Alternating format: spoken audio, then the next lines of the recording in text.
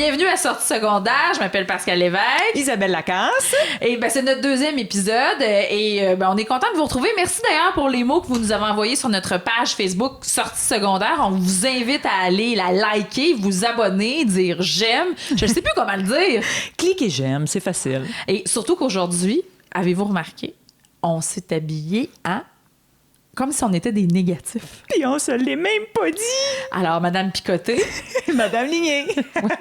En fait, je déguisais en zèbre, mais je voulais pas te le dire. OK, d'accord.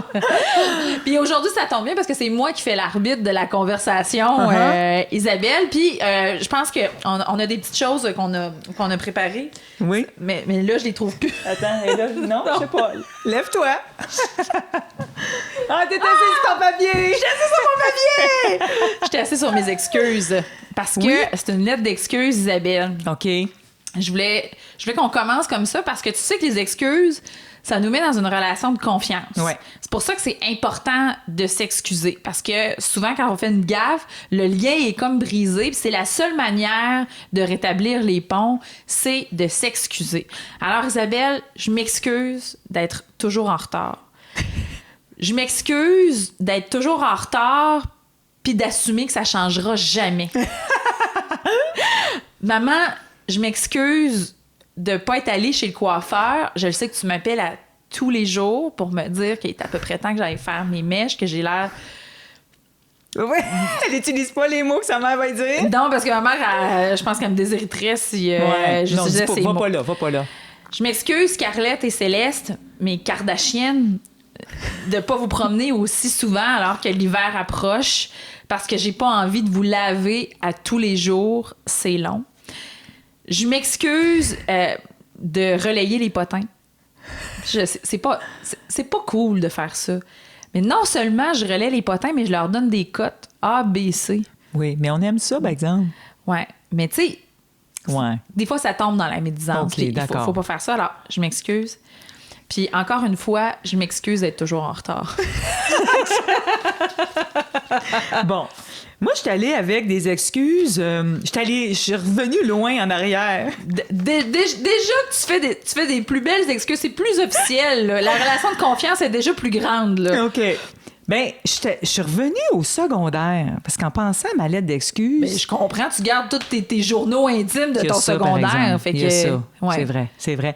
Mais je voulais m'excuser à Nina au secondaire de ne pas avoir pris sa défense avec un groupe de jeunes qui l'ignoraient. Parce que moi, je trouve que j'aurais dû être à la hauteur. Aujourd'hui, tu sais, on parle beaucoup d'intimidation, puis je me demande toujours, encore à ce jour, si elle l'a vécu comme ça. Parce que pour moi, ça demeure comme flou, cette période-là, parce que ça m'a pas trop marqué puisque ça me visait pas, mais je me doute qu'elle a dû vivre ça plus durement, ce passage-là au secondaire. Alors, je m'excuse à Nina. Voilà, c'est dit. Je m'excuse à mon chum de toujours lui donner des petites jobs à faire dans la maison. Ma liste, elle pourrait effectivement être moins longue. Mais tellement fin, il fait tout, tu sais. Ben mais oui. en tout cas. Pourquoi tu t'en priverais? Exact. Excuse-toi pas. Je m'excuse parce que hier matin, j'ai laissé le sac de lait presque vide dans le frigo. J'aurais dû le changer, je sais. Ça me tentait pas à ce moment-là. C'était vraiment comme une paresse matinale. Je voulais pas changer. C'est l'autre personne après moi qui l'a changé. Et en terminant, je m'excuse d'être partie volontairement avec 2 camisoles des costumes de l'émission L'Auberge du Chien Noir. Je les avais empruntées pour l'émission Entrée principale. Puis quand notre émission s'est terminée, je suis repartie avec les 2 camisoles dans mes bagages. Camisoles que j'utilise encore aujourd'hui, presque sans remords. Voilà, c'est dit. Moi, j'ai volé les affichettes de l'Auberge du Chien Noir. Ah oui? Oui, parce qu'il faut savoir que quand on travaille dans une station de télé, là, il y a différents studios, puis on met des affiches. Bon, le studio pour Entrée principale était là, le studio pour Sixième Sens était par là-bas. Ouais. Bref, et il y avait Auberge du Chien Noir. Que t'as gardé. Et moi, systématiquement, je volais les panneaux Auberge du Chien Noir. Tu vois, une autre excuse. Ben, non, ça, je m'excuse pas. Voyons donc, c'est assumé. Mais quand même, les excuses, pourquoi on en parle aujourd'hui, c'est parce que moi, je trouve qu'on n'arrête pas de s'excuser aux Premières Nations, aux Autochtones. J'ai l'impression que ça fait 5 ans là, qu'on passe notre temps à s'excuser. Puis ça doit être important. Est-ce que ça va changer les choses? Est-ce qu'on en ressent déjà l'impact? Est-ce que ça amène vraiment vers une réconciliation de s'excuser toujours de la sorte? Bien, moi, je me suis inspirée d'un article que j'ai lu au début du mois de septembre d'une ethnologue qui s'appelle Isabelle Picard, qui s'intitule Chronique du beau. Et là-dedans, elle parlait que lorsqu'on parlait de son peuple à elle, parce qu'elle est autochtone, elle disait, bon, mais souvent, on relayait ce qui était plutôt négatif. Oui, il y avait ces excuses-là, mais ça restait timide. Des fois, ça restait plus dans les mots et non pas nécessairement dans les gestes. Et dans cette chronique-là, elle parlait des pas qui sont peut-être, à leurs yeux, encore petits, mais elle dit, enfin, il y a quelque chose qui se passe. Puis elle dit, ce que je réalise, c'est que les non-autochtones commencent à mieux comprendre nos réalités, à mieux, surtout, et j'ai retenu cette phrase-là, à mieux s'intéresser à qui nous sommes, au lieu de juste regarder le côté négatif. Et moi, c'est ce côté-là que j'ai le goût de retenir par rapport, oui, aux excuses. Le gouvernement québécois a fait des excuses récemment, mais il y a eu aussi une étude qui a été faite par 6 instituts canadiens. Ça a été une première, là, des instituts où il y avait aussi, où les Autochtones étaient appelés à y participer, ce qui n'est pas toujours le cas, il faut quand même le dire. Et donc, je vais le nommer là, parce que cette étude-là, ça s'appelle « Vers la réconciliation, perspective autochtone et non autochtone ». Et on se rend compte que leurs droits, leur vie, leur réalité, c'est encore assez incompris partout au Canada, mais un petit peu moins chez nous au Québec. D'où, je reviens à cet article-là, d'où l'idée de cette chronique du beau, de dire, ben il y a comme une ouverture qui se fait un petit peu plus. On commence à se dire, je pense qu'il y a une richesse qu'on peut aller chercher d'un côté comme de l'autre. Et moi, ce que je souhaite aussi, c'est qu'on devienne peut-être moins paternaliste avec des gens qu'on connaît moins, dans le sens qu'on leur a souvent, et c'est souvent, ça revient souvent, on leur a souvent dit, ben nous autres, on va débarquer puis on va vous dire comment ça va fonctionner. Mais on le sait que ça marche pas, ça. On n'aime pas ça dans nos propres vies. Ou mettre juste le doigt sur ce qui marche pas puis constater avec désolation, avec plein de reportages, que voici ce qui marche pas, par exemple, dans les réserves, c'est-tu terrible?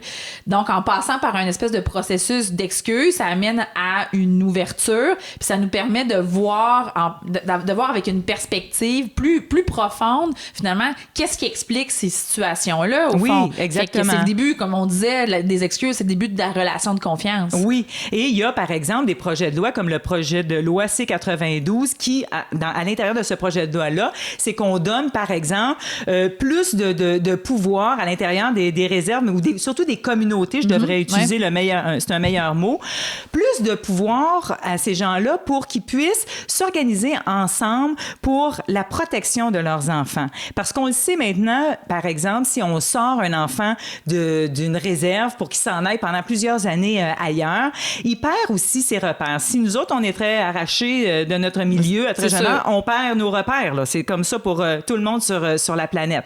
Et donc, par exemple, à Manawan, on s'organise pour faire... C'est où ça, Manawan? C'est près de la Tuque. OK. Et donc, c'est des Atikamekw. C'est des Atikamekw, okay. Exactement. Et ça fait déjà une vingtaine d'années qu'on travaille sur ce projet-là, si on veut, projet de société. Et tranquillement, pas vite, ça fait des petits.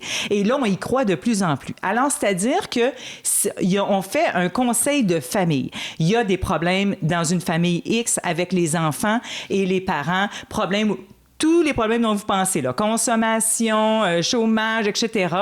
Et donc, ce conseil de famille-là, c'est qu'on inclut tout le monde. Tout le monde est obligé d'y participer pour qu'il y ait une réussite. Parents, grands-parents, enfants, et on trouve ensemble des solutions pour, par exemple, cet enfant-là qui est dans une situation difficile, voire tragique. Qu'est-ce qu'on peut faire? Où peut-il aller vivre à l'intérieur de la communauté? Quelle solution on peut trouver? Quelle solution les parents peuvent-ils trouver pour que cet enfant-là se développe mieux? Et il y a vraiment de beaux résultats par rapport à ça. Il y a des parents, par contre, qui ne veulent pas participer pour plein de raisons ou qui sont réfractaires, je vais dire ça comme ça. Alors là, on passe à une autre étape, ce qu'on appelle le conseil des sages. Et les sages, ce ne sont pas des gens de la famille immédiate, mais c'est des gens de la communauté qui, eux, au lieu d'essayer de proposer des choses, eux vont plus instaurer, dire, ben voici comment ça devrait fonctionner, par exemple, pour cet enfant ou cette famille. Et là aussi, on y trouve de bons résultats, mais il y a beaucoup de choses dès le départ, dès le conseil de famille qui fonctionnent très bien. Alors, c'est un exemple parmi tant d'autres, Oui. mais je trouve que c'est un exemple qui est justement plus encourageant finalement pour la suite des choses. Ben, en fait, c'est comme une direction de protection de la jeunesse, Oui. mais au sein même de la communauté où les gens s'auto-responsabilisent, puis comment on peut améliorer les choses ensemble. Est-ce que Oui, c'est puis ils parlent leur langue aussi. C'est un aspect Ben, super important. Fait que là, ouais. ils se comprennent aussi davantage. Là. Oui, parce qu'il y a des subtilités qu'on peut pas comprendre, Exact. même si on est bilingue dans notre seconde Exact. langue. Est-ce que c'est un modèle qui pourrait être utilisé ou qui pourrait être inspirant pour notre propre modèle de direction de protection de la jeunesse? Parce que, ben, on va se le dire, là, il y a eu dans la dernière année quelques lacunes qui ont été pointées du doigt. On s'est questionné très fort sur la pertinence du système tel qu'il est en ce moment. Oui, bien le système, présentement, je pense que déjà est en train de se modifier ou s'améliorer. Puis il y a de belles histoires, mais il y en a des tragiques aussi. Mais le système autochtone, finalement, des Atikamekw n'est pas tellement loin de celui de ce qu'on connaît de la DPJ. Mais c'est juste que par rapport à leurs coutumes, à leur façon de faire, à leur manière de se réunir ensemble, faire des fois une espèce de prière, si on veut, pour partir le conseil de famille, tout ça est un petit peu plus différent ou en tout cas plus collé à leurs coutumes, ce qui peut être bien. Mais parallèlement à ça, là, tu dis des fois, on s'excuse beaucoup, tout ça. Moi, ce que je trouve vraiment le fun aussi depuis quelques années, c'est la popularité, par exemple, des rassemblements, des powwows, où il y en a partout là, au Canada. Mais ça, c'est quelque chose de positif. Ça fait pas longtemps, je pense, que c'est ouvert au public. Non, ça fait pas tant d'années, puis ça fait pas tant d'années qu'il y a plus de publicité aussi pour que nous, on se sente un peu inclus. C'est sûr qu'on est comme plus spectateurs, mais en même temps, c'est de comprendre c'est quoi ces coutumes-là, des powwows, de ces danses traditionnelles. Il y a des compétitions, des costumes,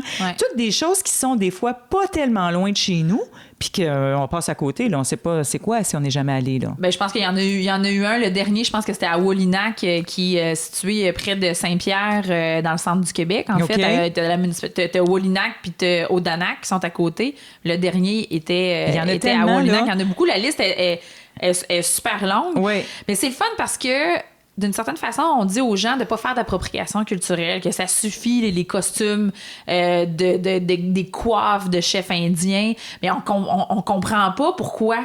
Parce qu'on n'a jamais vu dans le contexte où c'est supposé être porté, ces costumes-là, qui sont des costumes traditionnels. Mais en ouvrant les portes de ces manifestations-là, ben on est capable de constater à quoi ça sert.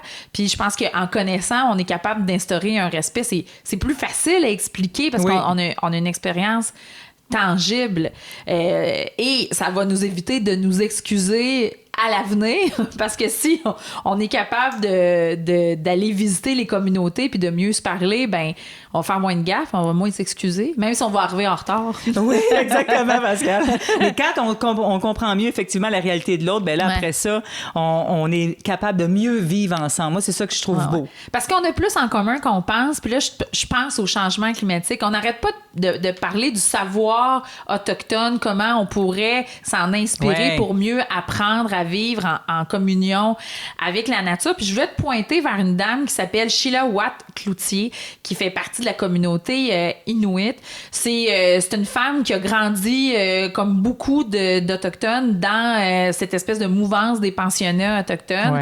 Donc, elle a été arrachée à sa famille, puis elle est allée à l'école en Nouvelle-Écosse, au Manitoba, et elle est revenue dans sa communauté, puis elle s'est rendue compte qu'il n'y avait plus rien qui marchait dans sa communauté. C'était plus comme c'était quand elle l'a quitté. Les gens avaient perdu le sens et elle s'est mise à travailler comme traductrice, puis maintenant elle est devenue la traductrice du Grand Nord.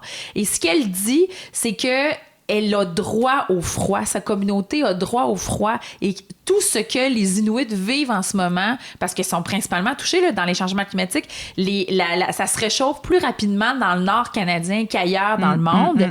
Et bien, cette pollution-là qui entraîne le changement climatique, c'est une menace à leur culture et elle a constaté, elle, en revenant chez elle, que la perte de la culture, c'est la perte du tissu social, la perte des repères et ça entraîne toute une population à perdre finalement, à se retrouver avec les problèmes qu'on connaît, mais maintenant avec des problèmes de toxicomanie, entre autres. Donc, dans les droits humains fondamentaux, ben le droit au froid en ferait partie. Parce que c'est ce qui garde le tissu social et les coutumes. Et de toute façon, on devrait vraiment s'en inspirer de ce livre. D'ailleurs, c'est un livre. On devrait vraiment s'en inspirer pour gérer notre propre rapport à ces changements climatiques, puis peut-être travailler main dans la main avec les communautés, parce que c'est un peu le canari dans la mine. T'sais. Exact. Puis je terminerai en disant, parce que c'est un gros sujet là, qu'on attaque, mais récemment, j'ai vu un peu plus tôt cet automne Kwesipan, le dernier film de Myriam Véro, co-scénarisé par l'auteur Naomi Fontaine. Et c'est un merveilleux film que tout le monde devrait voir, parce qu'on voit la réalité, oui, des Blancs, mais on voit surtout les Autochtones pour une première fois qui parlent leur langue dans cette dualité d'avoir envie de la modernité, mais de vouloir aussi garder ses coutumes. Vraiment, j'ai été transportée par ce film-là. Zéro moralisateur, moderne. Vraiment, ça vaut la peine. Il y a eu de très bonnes critiques aussi, là, mais en tout cas, c'était ma critique personnelle. Voilà. Bon, là, un peu moins lourd, là, parce que tu le sais qu'il y a des gens super occupés qui n'ont pas le temps de répondre à leurs fans sur Internet. Alors nous... Et nous, là, on est là pour vous. On est là pour vous, on répond pour vous. Bon, là, moi, j'ai vu sur Instagram Kylie Jenner, de la famille des célèbres Jenner Kardashian, qui portait une robe moulante noire. Il y a quelqu'un qui a posé la question, est-ce que c'était pas la robe noire que tu portais quand tu avais les cheveux bleus? Oh mon Dieu, scandale. Elle l'a porté 2 fois? Ben moi, je pense que c'est une question non pertinente parce que si t'es un vrai fan de Kylie Jenner, tu saurais qu'elle ne porte jamais la même tenue plus qu'une fois et même, je dirais, une demi-fois parce que c'est souvent des demi-tenues. Oui, exactement. Je répondrais, par exemple, on s'en fout si elle porte 2 fois. Ça serait le fun qu'elle porte 3, 4, 5 fois. Ben oui, parce qu'on rentre dans le fast fashion. Mais là, j'ai dit que c'était léger, là, ce qu'on disait, Isabelle. Oui, c'est ça. OK, excuse-moi. Ben tiens, je vais y aller avec un autre léger, OK? Vous savez, tu connais mon amour pour la comédienne Jennifer Aniston. Elle est récemment arrivée sur Instagram. Elle n'était pas sur Instagram, Jennifer Aniston, je checkais ça. Elle a mis une petite photo de tous ses amis de la télésérie Friends. Et il y a quelqu'un qui a mis un petit commentaire en dessous. Et boy, rappelez-vous des années où Courtney Cox n'était pas botoxée. Ça, je trouve ça très ingrat. Parce que nous autres, on y a pensé de se botoxer pour notre nouveau podcast. Oui. Imagine, on serait arrivé comme ça. Comme ça. Hein? Tellement jeune et hip! Puis se faire un tatou pour augmenter la crédibilité du botox. Exact. Non, mais reste que quand on travaille dans un monde d'images, on se pose souvent la question. Puis moi, je vois des gens qui étaient plus vieux que moi, qui sont encore plus vieux que moi, mais là, qui ont l'air plus jeunes que moi à force de se faire des interventions. C'est très confrontant. Ben oui, c'est très confrontant. On devait rester léger, on a bien de la misère. Puis en même temps, quand on voit une comédienne arriver sur un tapis rouge qui me reporte moins de maquillage, qui n'a pas eu d'intervention, qui n'a pas eu d'injection, on la critique parce qu'elle a l'air fatiguée. On critique parce qu'ils sont botoxés, puis on les critique parce qu'ils ont l'air fatigués. On tente de répondre là, de façon plus légère. Légère. Mais on a de la misère. Mais c'est pas grave, c'était notre deuxième podcast sortie secondaire. Oubliez pas d'aller nous aimer sur notre site Facebook. Page Facebook. Je parle comme ma mère, le site Facebook. Salut, à la prochaine. Bye.